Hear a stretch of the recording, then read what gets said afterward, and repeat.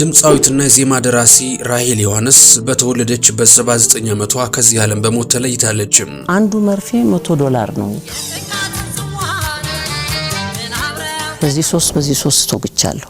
ጤና ይስጥልን የምንወዳችሁ በኢትዮጵያ ሙዚቃ ታሪክ ውስጥ ስሟ በቀዳሚነት የሚነሳው በዘመናዊ ሽሬና በባህላዊ ስራዎቿ የብዙዎችን ልብ መማረክ የቻለችው ድንቁ አርቲስትና የዜማ ደራሲ ራሄል ዮሐንስ በተወለደች በ79 ዓመቷ ከዚህ ዓለም በሞት ተለይታለች።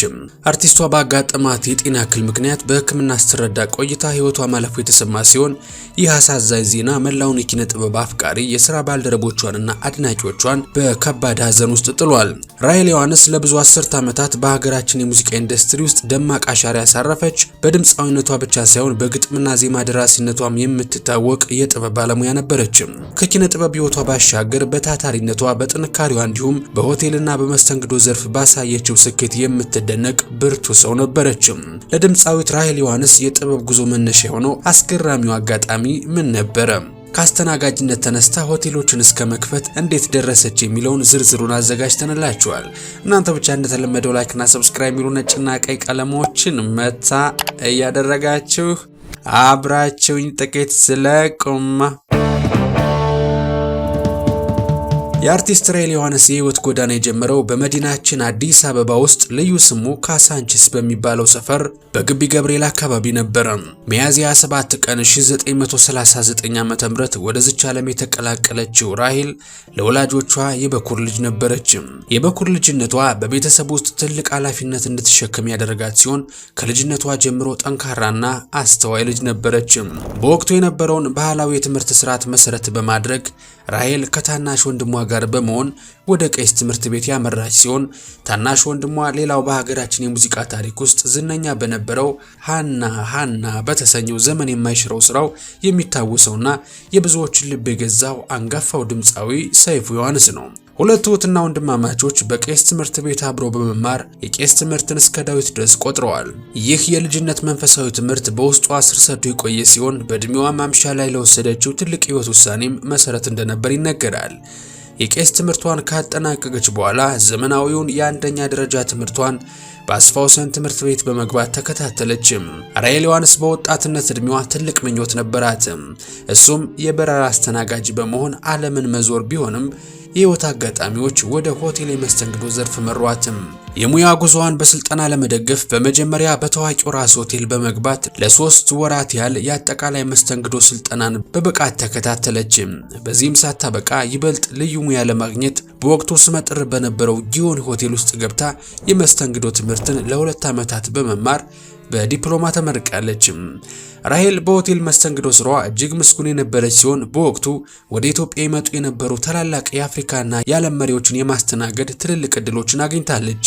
ከነዚህም መካከል የግብፁ ፕሬዝዳንት ጋማል አብዱል ናስር፣ የጊኒው መሪ ሴኮ ቱሬ፣ የጋናው የነጻነት አባት ከዋሚ ንኩርማና ሌሎችም በርካታ የዓለም የፖለቲካ ሰዎች ይገኙበታል።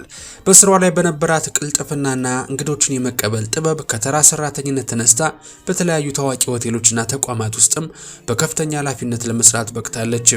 በሆቴል ኢንዱስትሪ ውስጥ በነበራት የረጅም ዓመታት ቆይታ በራስ ሆቴል፣ ጊዮን ሆቴል፣ አርጀንቲና፣ ታንዛኒያና ፊሊፒንስ ኤምባሲ፣ ሸበሌ ሆቴል፣ ሂልተን ሆቴል እንዲሁም በፌርሺፕ ትራቭል ኤጀንሲ ውስጥ በከፍተኛ የኃላፊነት ቦታዎች ላይም ሰርታለች።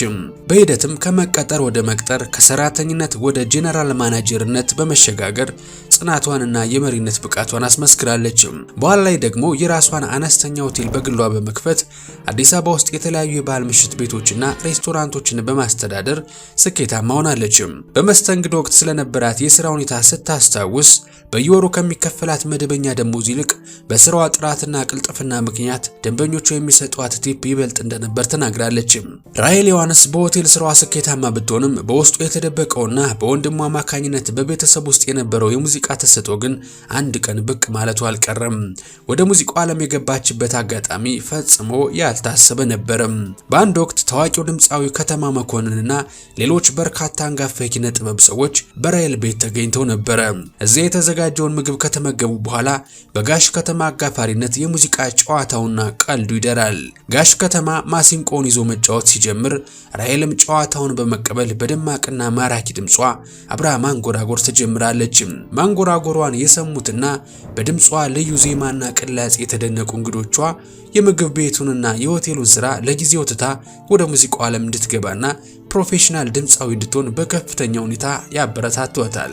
ይህ ድንገተኛ ክስተት ለኪነ ጥበብ ህይወቷ ትልቅ መነሻና በር ከፋች ሆነላት።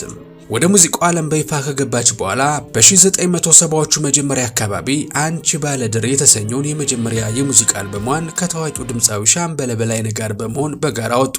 ይህ የመጀመሪያ ስራዋ በወቅቱ ከፍተኛ ስኬት ያስመዘገበ ሲሆን ዝነኛው አምባሰል ሙዚቃ ቤት ለዚህ ስራዋ የ10,000 ብር ክፍያ የከፈላት ሲሆን ይህም በወቅቱ ለአንድ አዲስ ድምፃዊ የተከፈለ እጅግ ከፍተኛና ትልቅ ክፍያ ነበረ።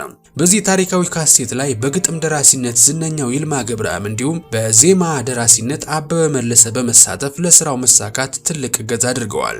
አርቲስት ራሔል ዮሐንስ በህይወት ዘመኗ ሁሉ ሙዚቃ እስካቆመችበት ጊዜ ድረስ 13 አልበሞችን ለህዝብ አበርክታለች።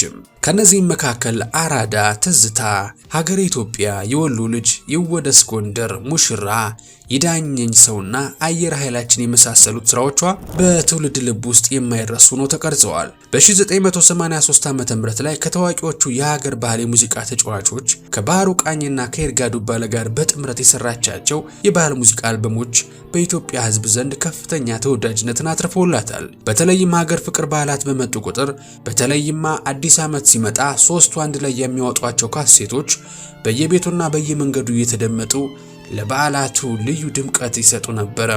ራሔል ከድምፃዊነት ባሻገር ድንቅ የዜማ ደራሲም ነበረች።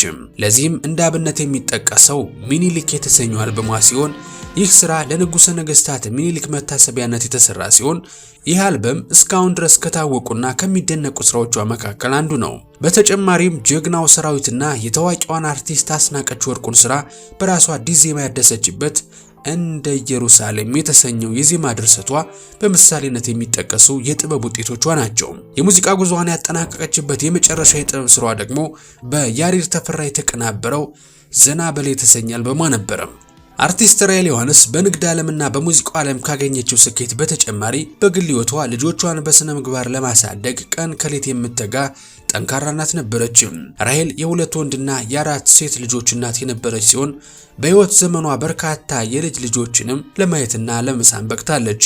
በ1980ዎቹና በ1990ዎቹ መጀመሪያ ላይ በሀገሪቱ የሙዚቃ ዓለም ውስጥ ከፍተኛ ተጽዕኖ ፈጣሪና ዝነኛ የነበረችው ድምፃዊት ራሔል ዮሐንስ በቅርብ ዓመታት ውስጥ ሙሉ በሙሉ ከዓለማዊ ሙዚቃና መድረኮች በመራቅ የህይወቷን አቅጣጫ ቀይራ ነበር።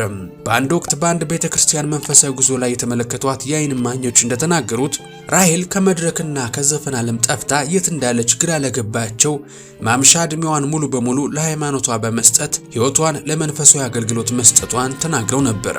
የአንጋፋዋ ድምፃዊ ራሔል ዮሐንስ ከዚህ ዓለም በሞት መለየት ለሀገራችን የሙዚቃ ኢንዱስትሪ፣ ለኪነ ጥበብ አፍቃሪው ማህበረሰብና ለሀገር ትልቅና የማይተካ ጉድለት ነው።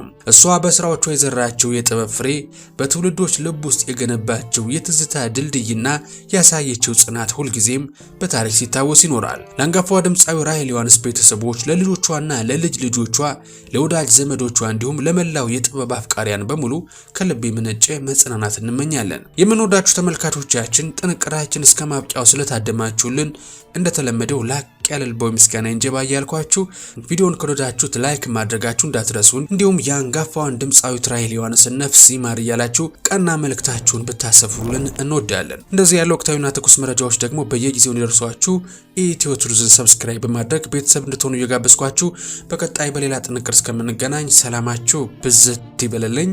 ቸር ቆዩልኝ።